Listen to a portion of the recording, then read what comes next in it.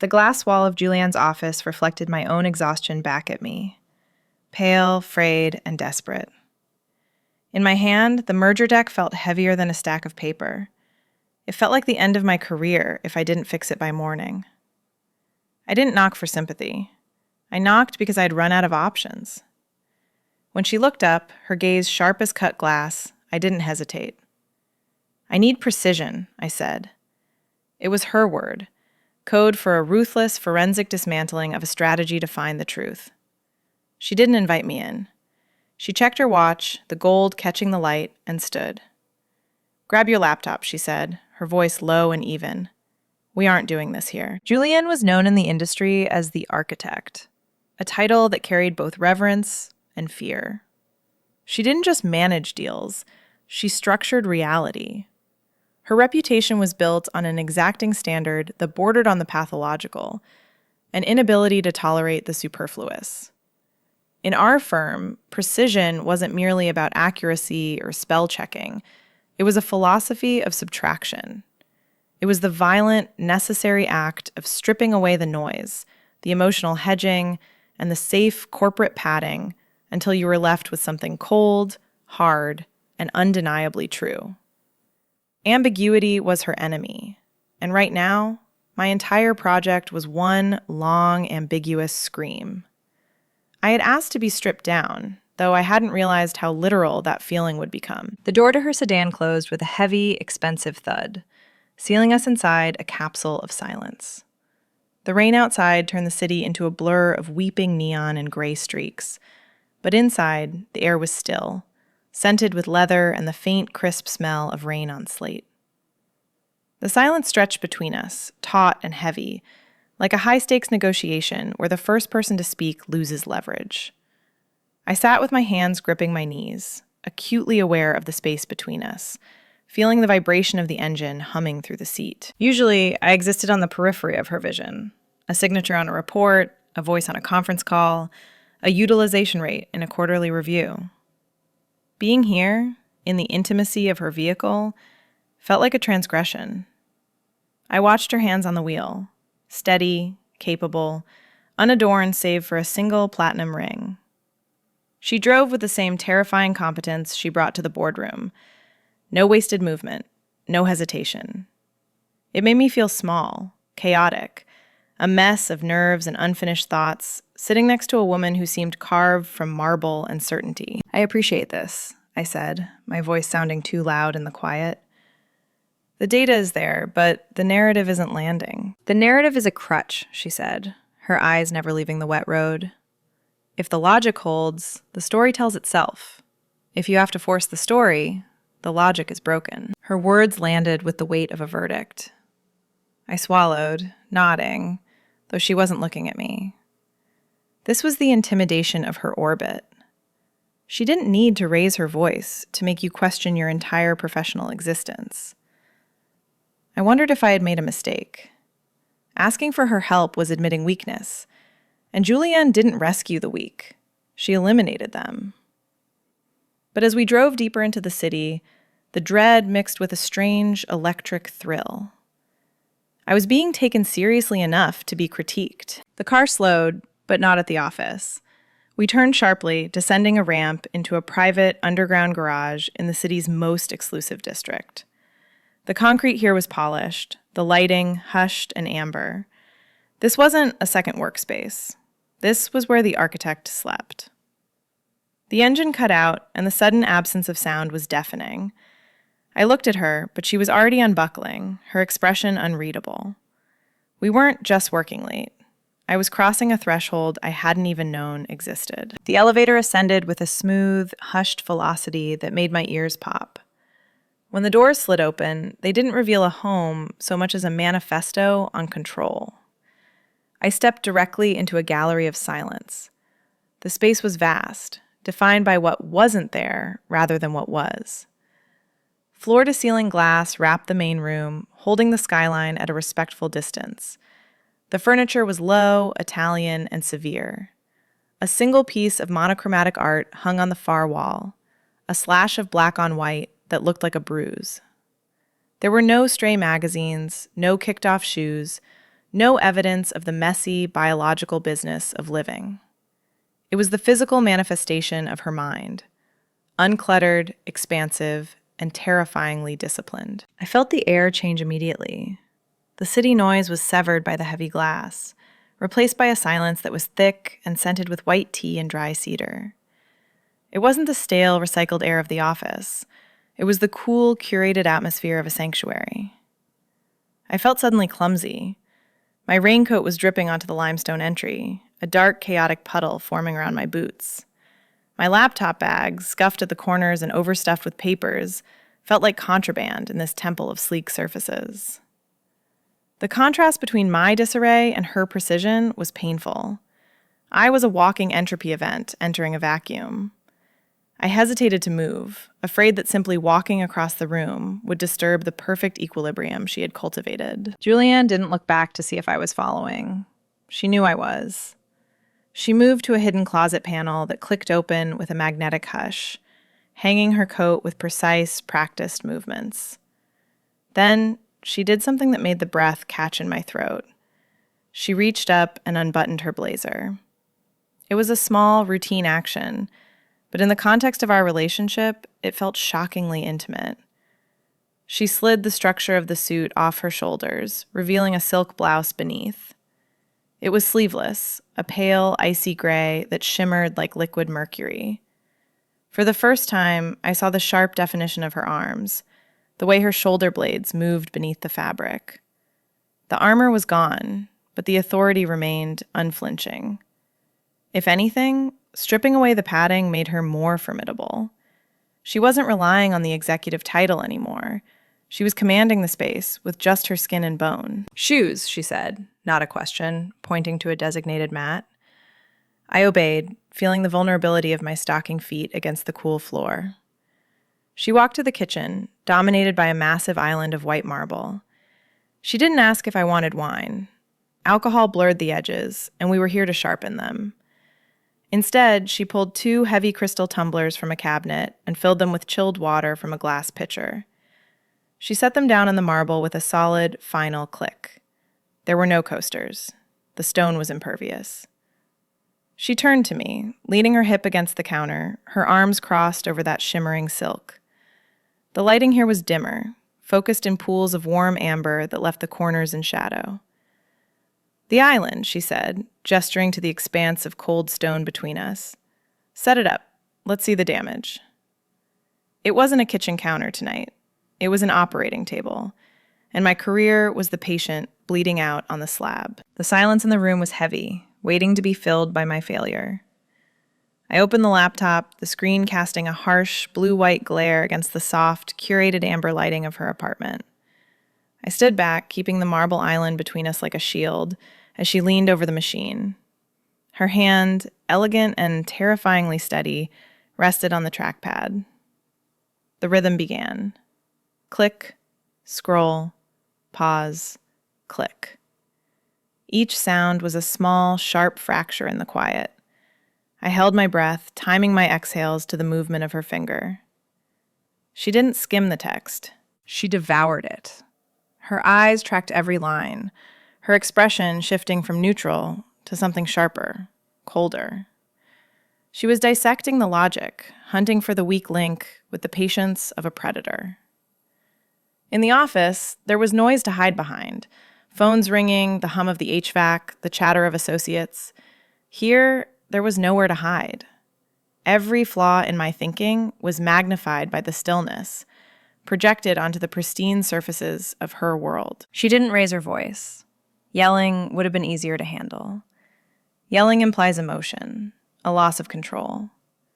Julianne didn't lose control. She asked questions. Quiet, devastating questions that stripped the flesh off my arguments until the bone lay exposed. "You used the word synergy 3 times on this slide," she said, her voice low, not looking up. "What are you trying to hide?" I stammered a response about market alignment, but she cut me off with a raised hand. "Don't sell it to me. Prove it. If you have to use buzzwords, you don't understand the mechanism. Delete it." She highlighted the paragraph and hit backspace. The text vanished. Again, she said. It went on like that for an hour. She wasn't just editing a presentation. She was dismantling my defenses. Every critique felt personal, though I knew it wasn't. She was attacking the ambiguity, but I was the one who had allowed it to exist. It felt like she was seeing through the corporate jargon straight into my insecurity, seeing the part of me that felt like a fraud in a room full of experts. I felt raw, peeled open, as if she were rewriting my own internal code. Then the geometry of the room changed. She hit a section on financial projections that was particularly dense. She frowned, tapping the screen. "This formula," she murmured, "it's circular." She walked around the island. The barrier of the marble was gone. She stood beside me now, close enough that I could feel the heat radiating from her body, a stark, distracting contrast to the cool, detached tone of her voice. The scent of her, sandalwood and that crisp, clean rain smell, filled my personal space, overwhelming the sterile air. My heart hammered against my ribs, a frantic, traitorous rhythm. She reached across me to point at a specific cell on the screen. Her arm brushed mine. It was a graze, nothing more, silk against cotton, but my nerves flared as if I'd touched a live wire. I stiffened, trying to focus on the numbers, but my vision blurred. She was too close.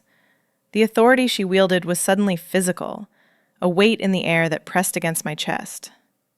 She wasn't looking at me. She was looking at the data, her focus absolute. But I was hyper-aware of the rise and fall of her chest, the way a stray lock of hair fell across her cheek. "Here," she said, tapping the glass. "You missed a variable." She straightened, and I heard a sound that cut deeper than any criticism she had spoken so far. A sigh. It wasn't angry. It was tired. It sounded dangerously like disappointment. "You're better than this sloppiness," she said quietly, and the shame burned hot in my throat. Time didn't pass in that apartment. It evaporated.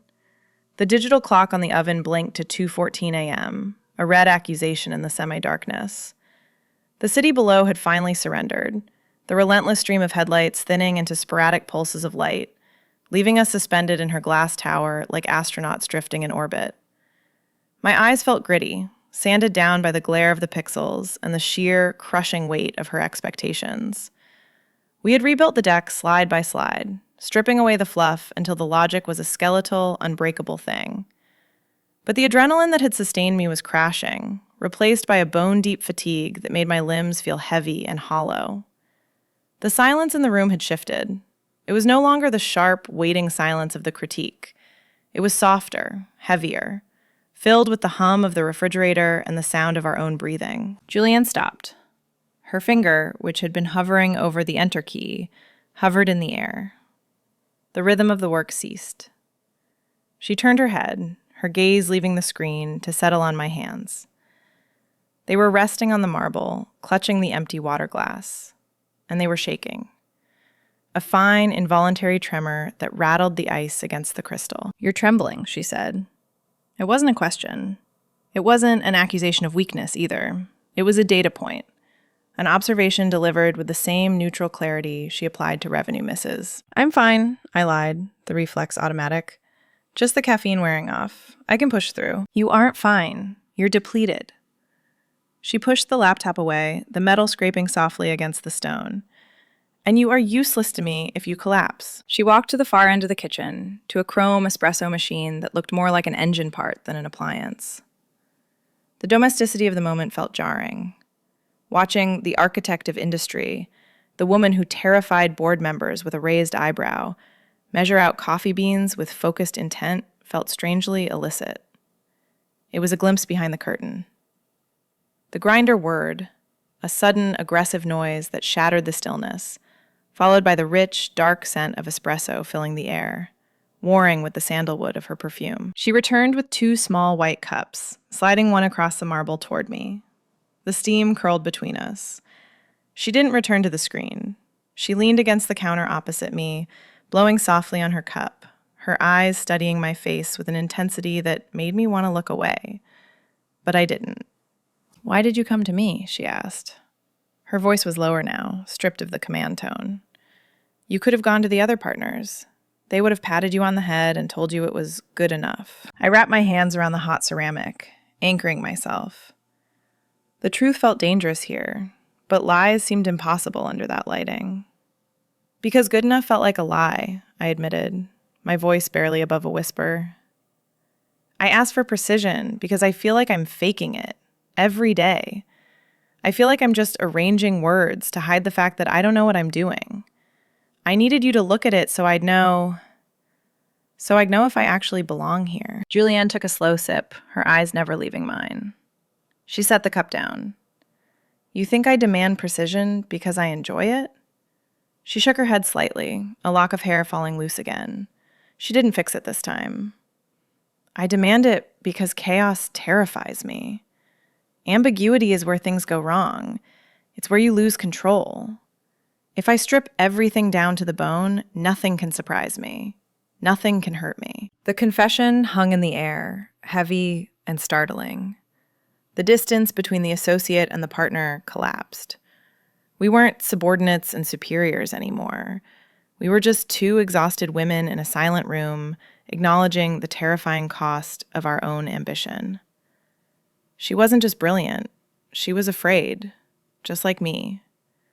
And that shared fear, that mutual recognition of the precipice we both walked every day, created a sudden, undeniable current in the room. We returned to the screen, but the geometry of the room had fundamentally altered. The rigid, invisible lines of hierarchy that usually separated us, partner and associate, mentor and student, had been eroded by the late hour and the shared confession. Fatigue acts like a solvent on professional boundaries. It dissolves the carefully erected walls of protocol until you are just two bodies occupying the same scarce oxygen.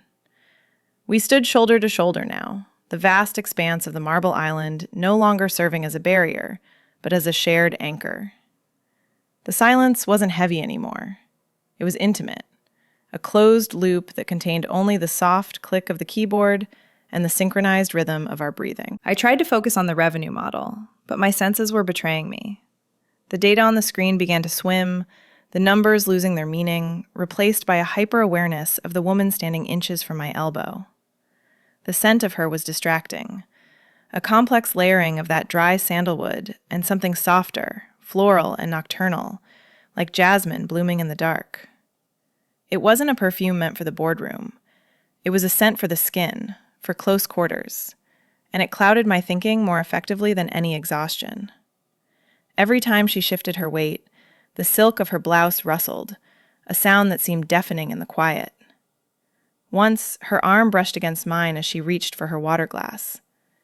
It was a mistake, a simple error of spatial awareness, but neither of us pulled away immediately. The contact lingered for a second, electric and terrifying, sending a jolt through the haze of my fatigue that had nothing to do with caffeine. "Scroll down," she murmured, her voice vibrating in the small space between us. I fumbled with the trackpad, my coordination slipping.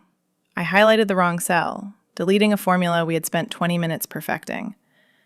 I froze, my hand hovering over the keys, waiting for the sharp reprimand. But it didn't come. "No," she said, softer this time.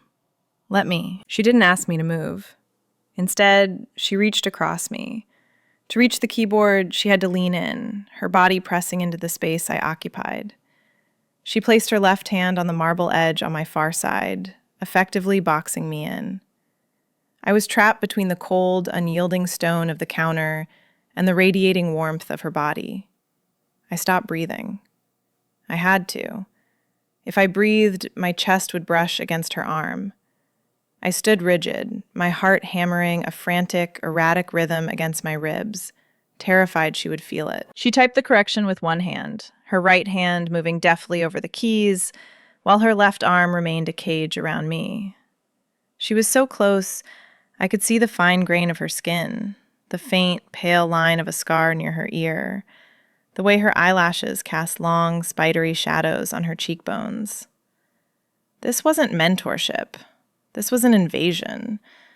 But it was an invasion I didn't want to repel. The heat of her pressed against my side, searing through the layers of our clothing, turning my blood heavy and slow. The room seemed to tilt, the city outside vanishing until the entire universe was just the heat of her skin and the smell of jasmine. She finished typing but didn't pull back. The hand on the counter stayed where it was. The hand on the keyboard went still. Slowly, agonizingly slowly, she turned her head. We were inches apart. The distance was non-existent. I could feel the warmth of her breath on my cheek. She looked at me, and the expression on her face was one I had never seen before. The professional mask was gone, stripped away by the night and the proximity. Her eyes, usually so sharp and analytical, were dark, dilated, searching. She looked at my eyes then, with a deliberation that felt like a physical touch. Her gaze dropped to my mouth. The unflinching look she used to dismantle CEOs and silence boardrooms was now focused entirely on my lips. It was a look of terrifying precision, but the target had changed. She wasn't analyzing a merger. She was analyzing the distance between us, calculating the risk, measuring the want. The cursor blinked on the screen behind us. Pulse, pulse, pulse. The only movement in a world that had suddenly, violently frozen. I couldn't move. I couldn't speak. I could only stare back, caught in the gravity of her want, waiting for the architect to decide if she was going to build something new or destroy us both. I tried to retreat. The sudden realization of the line we were standing on, the sheer vertical drop of the professional precipice, hit me with the force of a physical blow. I pulled back, my hip bumping the edge of the counter, trying to create a polite, safe distance that no longer existed. My heart was a trapped bird, battering against my ribs, terrified not of her, but of what I was about to let happen. "I'm sorry," I breathed, the apology falling clumsy and breathless from my lips. "I'm too close. I didn't mean to. I should step back." Stop. The word was a wall. She didn't move back. She didn't release me from the cage of her arms. Instead, she stepped into the retreat, claiming the space I had tried to yield. "Stop apologizing for existing," she said, her voice dropping to a register that bypassed my intellect and went straight to my spine. "You spend your days apologizing for your ambition, for your intelligence, and now for your body. It's exhausting to watch. You occupy space. Own it." She lifted her hand from the counter. Her fingers, cool and steady, grazed the column of my throat, tracing the racing pulse there before cupping my jaw. Her touch was firm, authoritative. She tilted my face up, forcing me to look at her, to acknowledge the reality of the woman beneath the title. The architect was still there, but she was looking at me with a different kind of blueprint in mind. "You came here for precision," she whispered. Her thumb swept across my lower lip, a deliberate, claiming gesture that made my knees buckle. "You think that only applies to the work? To the logic of the deal?" She leaned closer, her eyes dark and dilated, scanning my face with a hunger that terrified me. "Precision applies to desire, too. It means knowing exactly what you want. It means stripping away the fear and the hesitation until only the truth remains. So tell me, be precise. Is this a mistake?" My mind screamed the logic. Yes, this is a mistake. This is a career violation. This is the person who holds your future in her hands. I felt the precipice, the dizzying height of the fall if this went wrong. But the gravity pulling me toward her was stronger than the fear of the impact. The tension that had been building for months, in conference rooms, in elevators, in the stolen glances across mahogany tables, was no longer subtext. It was the only text. "No," I whispered, the truth stripping me bare. "It's not a mistake." "Good." She didn't wait. She closed the gap. The kiss started slow, a calculated exploration. It was exacting. Her lips moved against mine with a terrifying focus, testing the resistance, measuring the response. It was the kiss of a woman who didn't guess. She verified. She tasted of espresso and power, intoxicating and overwhelming. Then I sighed into her mouth, a sound of total surrender, and the calculation shattered. The control she was so famous for snapped. The kiss deepened, breaking into something desperate and raw. It wasn't the architect anymore. It was just Julianne, hungry and unmasked. Her hands tangled in my hair, gripping tight, pulling me in as if she could merge our thoughts through sheer physical force. The laptop, the $1 million strategy, the reason for this entire night was in the way. She didn't care. She shoved it aside with a violent sweep of her arm. I heard it skid across the marble, teetering on the edge of oblivion, but neither of us looked. She grabbed my waist, her grip possessive, and hoisted me up. The cold shock of the marble against my thighs was instant, grounding me in the physical reality of the moment. But it was immediately forgotten as she stepped between my legs, pressing the heat of her body against the center of mine. The merger was forgotten. The office was 1,000 miles away. The only thing that existed was the friction of silk against cotton and the taste of her on my tongue. We didn't stay in the kitchen. The marble was too cold, too reminiscent of the autopsy we had just performed on my career. She took my hand, not a tentative hold, but a firm, guiding grip, and led me into the living space. The lights here were already dimmed to a low amber hum, leaving the room awash in the glow of the city outside. The floor-to-ceiling windows turned the skyline into a mural of rain-streaked light, a silent, watching audience to what we were about to do. She stopped by the low, expansive sofa. It was dark velvet, swallowing the light. She stood before me, her breathing the only sound in the room, heavy and uncharacteristically uneven. Then she began to dismantle me. It wasn't a frantic tearing of clothes, it was a deliberate unmaking. Her hands moved with the same efficiency she applied to a contract, finding the buttons of my blouse, the clasp of my belt, with a terrifying dexterity. She didn't fumble. Julianne didn't fumble. She removed layers like she was uncovering a structural truth, her eyes tracking every inch of skin she exposed. When I stood before her, stripped of the corporate armor, I felt a flash of the old intimidation. I was exposed, vulnerable, a rough draft in front of a master editor. But she didn't critique. She dropped to her knees on the thick plush rug, her hands running up the length of my thighs, her thumbs pressing into the muscle with a possessive weight. It was a claim. "You hold so much tension," she murmured, her voice vibrating against my skin. Here and here. She pressed a point on my hip, and I gasped, my knees buckling. She caught me, her hands firm. "Relax. Let me carry the weight for a moment." The intimacy was overwhelming because it was so consistent with who she was.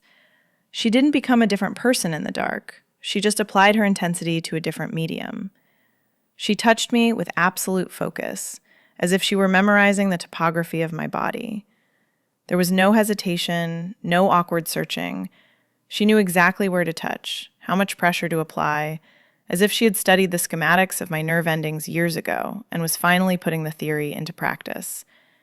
It was precision in its most devastating form. I tangled my fingers in her hair, the perfect sleek bob becoming messy under my grip. The sensation of silk against skin, her blouse against my chest as she pulled me down to the rug with her, was electric. The apartment was silent, the hum of the refrigerator gone, replaced by the sound of ragged breathing and the friction of fabric. I felt seen. Not just observed, not just evaluated for potential, but truly seen. She wasn't looking at a consultant. She was looking at the woman who lived beneath the suit, the one who trembled not from fear, but from want. "I'm alone up here," she whispered against my neck, a confession that felt more naked than her body. Everyone wants the architect. No one asks about the woman who lives in the silence. "I don't want the architect," I managed to say, my voice breaking. "I just want you. I've wanted this, the validation, the closeness, more than the promotion." "Then have it," she commanded. The storm outside finally broke. Thunder rattled the heavy glass panes, a low, guttural growl that vibrated through the floorboards. The rain lashed against the window in violent sheets, blurring the city lights into streaks of gray and gold. But inside, the storm was different. It was heat and friction, the collapse of months of professional distance into a singular, blinding point of contact. She moved with a rhythm that was demanding and generous all at once, guiding me, wrecking me, rebuilding me. For the first time all night, there was no strategy, no deck, no tomorrow. There was only the precise, undeniable reality of her hands, her mouth, and the terrifying realization that I had never felt more competent, more correct, than I did unraveling in her arms. Morning didn't break in Julianne's apartment. It was engineered. The light that filtered through the floor-to-ceiling glass was a diffused, slate-gray softbox that illuminated the room without warming it. I woke up disoriented, my body heavy and tangled in sheets that felt like liquid coolness against my skin. Egyptian cotton, the kind with a thread count so high it felt industrial in its luxury. For a split second, suspended in the haze of sleep, I felt safe. The scent of sandalwood and rain was still trapped in the pillows, a sensory echo of the storm that had passed. Then, memory returned, sharp and violent. The events of the night before didn't drift back in fragments. They crashed in with the clarity of a subpoena. The critique, the tears, the marble island, the rug. The way I had unraveled under hands that usually signed off on multi-million-dollar acquisitions. I sat up, my heart hammering a frantic rhythm against my ribs. The panic was instantaneous and cold, a sudden drop in internal temperature. What have I done? The professional suicide of it all washed over me. I hadn't just slept with a boss. I had slept with the boss. The woman whose recommendation was the only currency that mattered in this city. Was this a lapse? A momentary glitch in her otherwise perfect programming? Julianne didn't make mistakes, which meant that if she viewed last night as one, the correction would be swift and absolute. I imagined walking into the office and finding my access card deactivated, my career erased as efficiently as she had deleted my superfluous adjectives. I dressed in the bathroom, my movements jerky and rushed. My clothes from yesterday felt foreign, the armor of a soldier who had already surrendered. I tried to fix my hair, to splash cold water on a face that looked flushed and thoroughly compromised. I looked different. The eyes staring back in the mirror held a secret. And in our industry, secrets were liabilities until they were leveraged. I walked out to the kitchen, dread pooling in my stomach like lead. I expected silence, or perhaps a note, the polite, cowardly dismissal of the corporate elite. Instead, I found her. Julianne was standing by the window, looking out at the gray skyline. She was dressed in a silk robe the color of midnight, tied securely at the waist. Her hair was perfect again, the sleek bob restored to its architectural precision. She held a ceramic cup in one hand and a tablet in the other. She looked untouched by the night, composed, a statue of competence once more. The disparity was unfair. I felt like a wreck. She looked like she had just acquired a competitor. She sensed me before I spoke. She turned, her expression unreadable. The softness was gone, replaced by that familiar, terrifying neutrality. My breath hitched. I waited for the regret. I waited for the speech about inappropriate boundaries and lapses in judgment. "Coffee," she said. It wasn't an offer. It was a statement of fact. She gestured to a fresh cup waiting on the counter. I walked over, my legs feeling unsteady. I took the cup, needing something to do with my hands. "Julianne, about last night." "Drink," she ordered softly, cutting off my apology before it could form.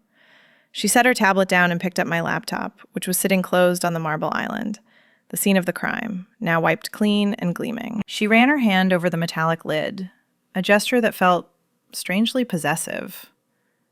Then she looked at me. The unflinching gaze was there, but it wasn't cold. It was steady. It was the look of someone who had assessed the risk and signed the contract anyway. "I reviewed the changes while you were sleeping," she said, her voice even. She slid the computer toward me. "The logic holds. The narrative is streamlined. It's ruthless." She paused, holding my gaze until I was forced to stop breathing. "The merger strategy is solid now. And so are we." The air left my lungs in a rush. And so are we. It was a confirmation, a validation, and a warning, all wrapped in 5 words. She wasn't regretting it. She was integrating it. "We have to be careful," she added, her voice dropping to that lower register that made the hair on my arms stand up. "The firm thrives on perception. They can know you are my protege. They can know you are my favorite. But they cannot know this." She reached out and adjusted the collar of my blouse, her fingers brushing the skin of my neck, a ghost of the intimacy we had shared hours ago. It was a claim. We weren't going back to the way things were. We were entering a new phase of operations, one where the stakes were infinitely higher. I nodded, taking the laptop. We had a secret pact now, formed over espresso and ambition. I wasn't just her associate anymore. I was her accomplice. 3 hours later, I walked into the boardroom. The air here was stale, smelling of dry erase markers and nervous ambition, lacking the ozone crispness of Julianne's sanctuary. I wore the same clothes as yesterday, the fabric slightly creased at the hip, a secret imperfection hidden under the table. But inside the suit, I felt reconstructed. The partners were seated, a row of gray wool and skepticism, ready to tear apart my logic. Yesterday, their gaze would have made me stutter. Today, I felt a detached calm. I knew something they didn't. I knew the architect didn't just destroy, she built. And she had spent the night building me. I connected the laptop. The title slide projected, stark and clean. I began to speak. My voice didn't tremble. It filled the room, adopting a cadence that wasn't entirely my own, a rhythmic echo of the woman watching me. I wasn't asking for approval. I was guiding them to the conclusion. I moved through the deck with surgical speed, cutting off questions, answering objections before they were raised. I felt the shift, the silence of respect replacing the silence of boredom. I was channeling her. The precision wasn't just on the slides. It was in the way I held my hands steady, refusing to fill the pauses with nervous chatter. I was no longer the associate hoping to survive. I was the expert coming to diagnose. The fear that had paralyzed me yesterday had been burned away by the friction of her sheets, replaced by a cold, hard certainty. Julianne sat at the head of the mahogany expanse. She was the sun we orbited, terrifyingly still. She didn't look at the screen. She watched me. Her face was the mask again, the cool surface of the architect. To the others, she was assessing the merger. To me, she was assessing the work she had done in the dark. Every time our eyes met, the air charged, a private current running beneath the floorboards that only we could feel. She was reading the confidence in my posture, recognizing it as her own reflection. I reached the critical slide. We need to be precise about the allocation, I said, the word heavy on my tongue. Precision is the only metric that matters. The word hung in the air. To the room, it was jargon. To us, it was a cipher. It was a callback to the rain against the glass, to her thumb on my lip, to the demand whispered against my ear. Precision applies to desire. I saw a flicker in her eyes, tiny, imperceptible to anyone who hadn't spent the night unraveling in her arms. She tapped her pen against the table. A single, sharp sound. It was a signal. The logic holds, she said, interrupting the senior VP. Her voice was final. The strategy is sound. We move forward. The meeting ended in a blur of handshakes. The partners applauded, a rare sound that signaled survival. They offered compliments, but the praise felt like static. I packed my bag. The room emptied until it was just the two of us, separated by the length of the table. Julianne didn't speak. She stood, gathering her folio. She looked at me, and the mask slipped. Just a fraction. A ghost of a smile touched her lips, accompanied by a slight nod. It wasn't a congratulations on the merger. It was an acknowledgement of the pact. As she walked out, the heavy door clicking shut, I knew the real victory wasn't the deal. It was the fact that I was no longer just an employee. I was the only one who knew the architecture of her desire. The boardroom cleared, leaving only the scent of stale coffee and the echo of applause. I didn't go to the break room to celebrate with the junior associates. I walked straight to the corner office, the glass walls reflecting a version of myself I barely recognized. Sharper, colder, and infinitely more alive. Julianne was waiting, a silhouette against the light. She stood by the floor-to-ceiling window, looking out at the gray sprawl of the city we both aimed to conquer. She didn't turn when I entered. She didn't have to. She knew the sound of my breathing now, the rhythm she had reset herself. The silence here was different than the car or the apartment. It was sharp, with the risk of discovery. "The partners are pleased," she said, her voice low, addressing the skyline. "I didn't do it for the partners," I replied, stopping just beside her. The distance between us was professional, a careful 2 feet of corporate carpet, But the magnetic pull was undeniable. The air between us thickened, charged with the secret history of the last 12 hours. She turned then, leaning back against the glass, arms crossed over her chest. The architect mask was firmly in place for any passerby in the hallway, but her eyes were dark, holding the memory of the rug, the storm, and the surrender. "We have a significant amount of work ahead of us," she said, the double meaning heavy and deliberate.